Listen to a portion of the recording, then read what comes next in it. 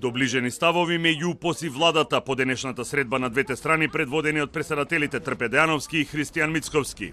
Финансискиот дел е речиси усогласен и прифатлив и за синдикатот и за владата. Останува дел од условот кој централната власт го постави: откажување од општиот колективен договор и потпишување на индивидуални договори. 24% зголемување на платата во наредните 2 години и 2 месеци плюс зголемувањето на минималната плата е понудата на владата, која што до некаде идентична со барањата на УПОС за зголемување од 30%, заради што се протестираше во февруари и март минатата година. Ова би опфатило околу 8.000 вработени во управата и правосудството. На средбата мило ми е што се прифати барањето на синдикатот на УПОС, до душа не во целост, меѓутоа додатоците на плата владата ги прифати да ги исплаќа на вработените во администрацијата и правосудството. Како што најавувавме минатата година, ќе бидат на неколку години, значи на 3 рати. Методологијата е минимална плата по вредност на бод, по бод за образование и бод за ниво. Значи секогаш ние добиваме линеарен пораст со усогласување на минимална плата. Математиката е: ако минималната плата порасне сега 1500 денари, на тие 1500 денари добиваме уште 8%. Почетна плата е 25.000 денари, највисоката плата е 45.000 денари, само една плата е надпросечната плата. Проблем за сега останува само инсистирањето на владата УПОС да се откаже од општиот колективен договор, на што од УПОС велат дека тој е договор потпишан од ССМ и дека членството ќе мора да одлучи.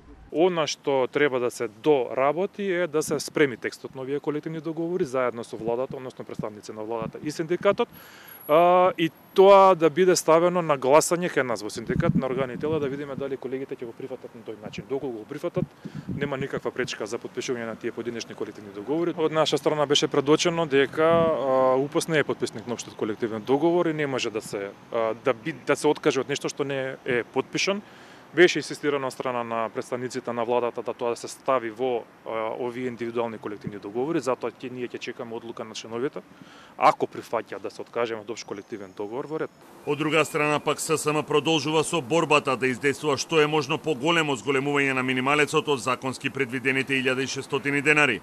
Идната недела ССМ ќе ги блокира собранието, работодавачите, односно стопанските комори, како и владата. Вчера поднесува предлог до собранието за намалување на функционерските плати преку кратење на коефициентите, а во пресметката наместо просечната, како параметар да биде ставена минималната плата. Се поизвестно е дека функционерите годинава ќе добијат повисоки плати, откако од владата за Телма одговорија дека годинава усогласувањето на нивните примања ќе биде согласно законските одредби и стандардот, имајќи ги предвид економските услови, фискалните можности на државата и потребата од балансиран пристап. Од ССМ пресметаа дека секој од 1080 избрани и именувани функционери ќе добијат помеѓу 200 и 300 евра повисока плата, почнувајќи од февруарската.